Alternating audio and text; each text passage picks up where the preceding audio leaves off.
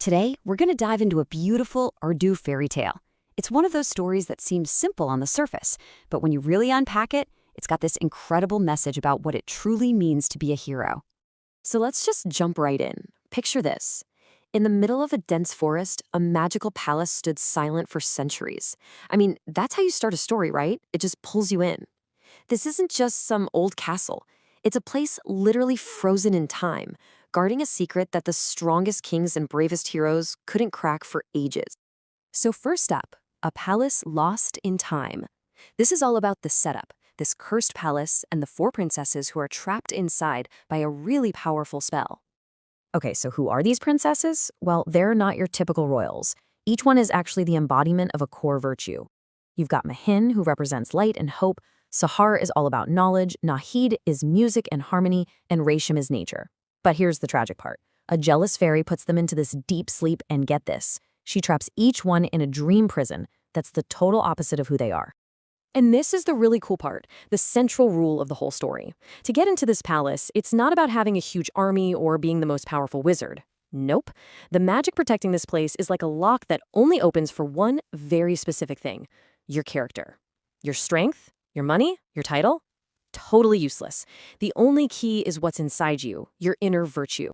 And that condition is so important because it sets the stage for our hero. After literally centuries of powerful people trying and failing, the one person who finally shows up, well, he's the last person anyone would ever expect. And here he is, Arslan. He's not a prince, he's not some famous warrior, he's just a simple traveler from a small village. The only thing he's really armed with is his own sincerity and courage. And you can guess what happens, right? He walks up to that magical barrier, touches it, and it just melts away. Why? Because he's the one. He's the guy who's pure of heart and totally free from greed. Okay, so getting inside was just the first step. Now we get to the real core of the story, the journey through four dreams.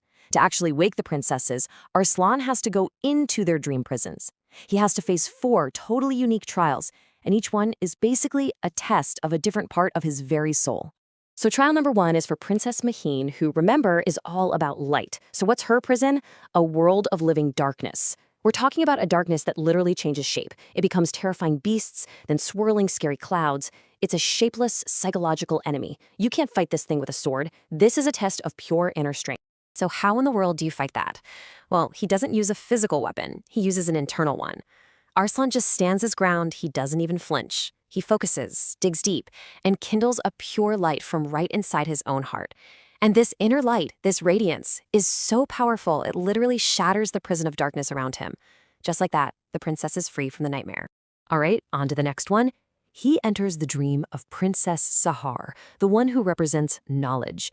And in her dream prison, she's literally wrapped in chains. To break them, Arslan has to answer three timeless, profound riddles. So this isn't about courage anymore. Now it's a test of his wisdom. And just look at these riddles and his answers. They're so simple, but so deep. What is the greatest power? His answer, love. Which weapon never rusts? Truth. Which journey never ends? The journey of knowledge. Wow. And with every right answer, another chain just breaks apart. It's a beautiful way to show how wisdom can literally shatter the chains of ignorance.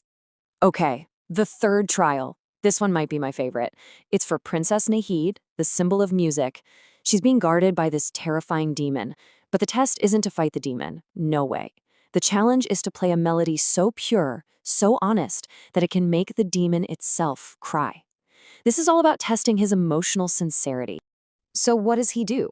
Does he play some grand, powerful anthem? Some magic song? Nope. He just hums a simple lullaby his mother used to sing to him. Think about that. A melody filled with nothing but pure, selfless love. And it's so powerful that the demon just dissolves in tears and disappears. It's such an incredible moment, showing that sometimes the most powerful thing in the world is just simple, honest emotion. And that brings us to the fourth and final trial. This one's for Princess Resham, the guardian of nature. Arslan finds himself in this enchanted forest where the trees can talk and a huge dragon is blocking his way. And just like before, it's not a fight. The dragon poses a question, a final test about humanity's true place in the natural world.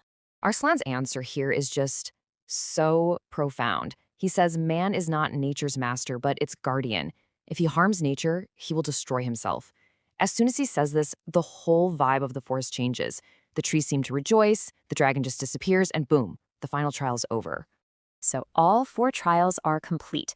Arslan heads back to the main palace hall, and this is where we get to the story's big climax. It's not just about the princesses waking up, it's about the massive choice he has to make right after. The second he walks back into that hall, the entire spell just shatters.